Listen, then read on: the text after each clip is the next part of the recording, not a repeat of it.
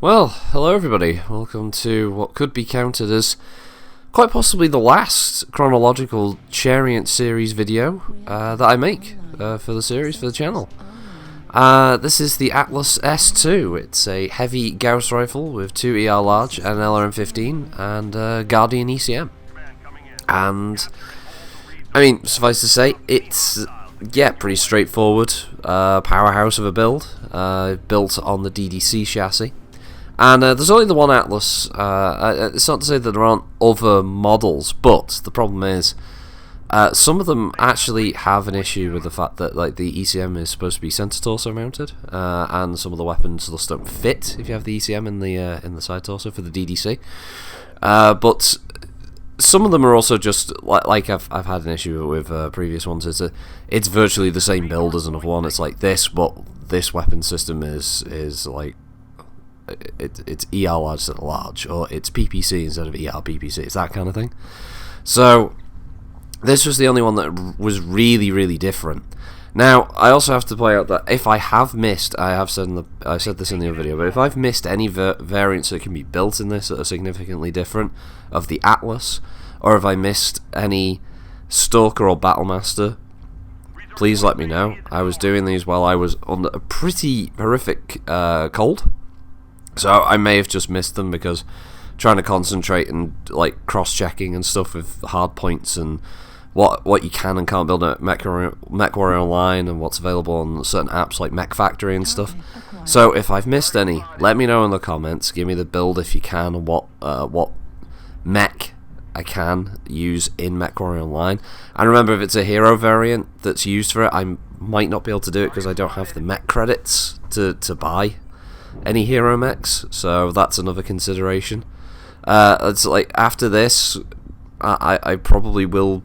I'm going to be doing the Vulture D variant because I do have the hero, and there's the Marauder 2R, but at the moment that's it.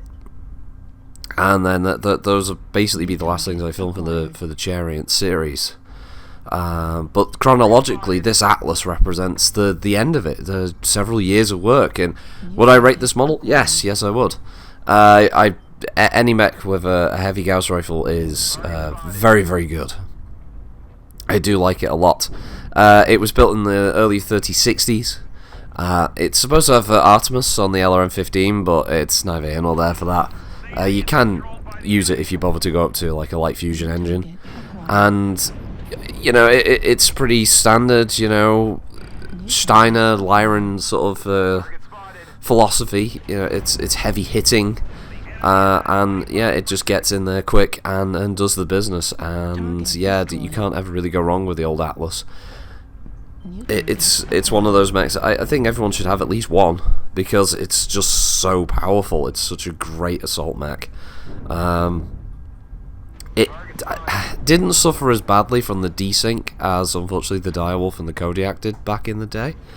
It's obviously nowhere near as good as it was, but it didn't actually get as negatively impacted, and it's still quite an effective 100-tonner. And I'd say the only thing that actually holds it back is that its biggest drawback is the fact that everyone kind of knows it's like, you know, you've been trained playing the game, is that the right torso was always the most important part of the Atlas. If you blow off the right torso, a significant chunk of its firepower, specifically its ballistics, has been ripped away. But the problem is doing that is you know, staying alive long enough before it tears you a new one. There are some great versions of the Atlas that they were knocking about, but the problem is a lot of them ended up using jump jets, which was very weird. Having jump capable Atlases, you know. So yeah, I know some people might also suggest the Atlas 2, but technically it's a different mech. It actually physically looks a bit different as well, and physically it looks shit. If you look up the Atlas 2, the skull looks awful. I don't know why the Death's Head was changed so significantly. I mean, if you're just going to make something that's like a slight up model of the original Atlas, don't change the head so badly, but they did. The Atlas 2, it looks bad.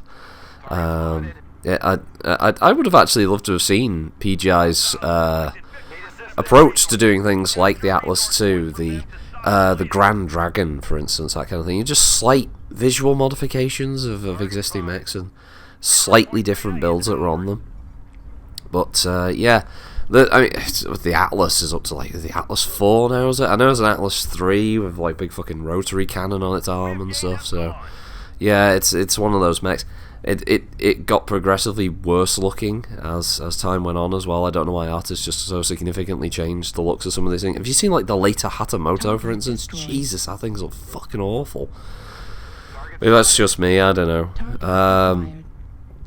To each their own, you know, beauty, eye, beholder, all that shit. Although I don't know why people put so much attention to beholders who got those eye stalks and they cast multiple magic spells. It is creepy shit, but hey.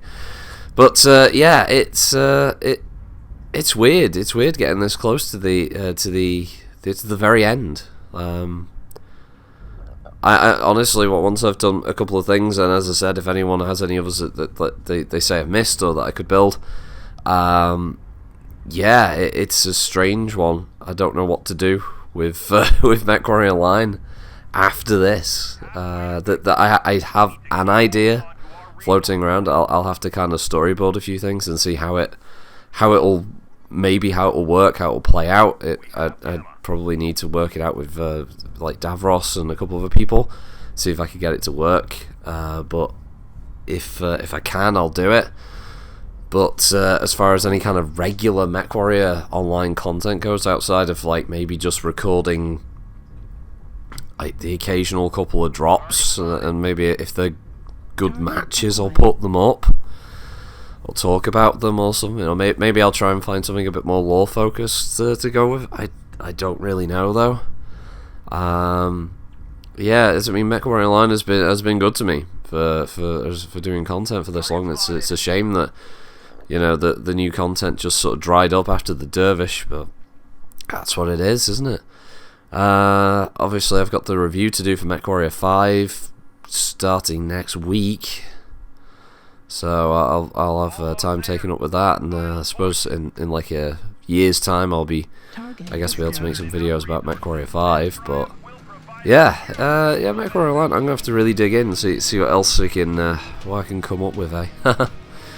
But that was it. That was the Atlas S2. I quite enjoyed it. So thanks for watching, everybody. Hope you have a good week. As I said, if you've got anything I've missed, please let me know. And until then, I'll see you. Bye. Bye. Bye. Bye. And bye. Bye. Bye. Bye. Bye.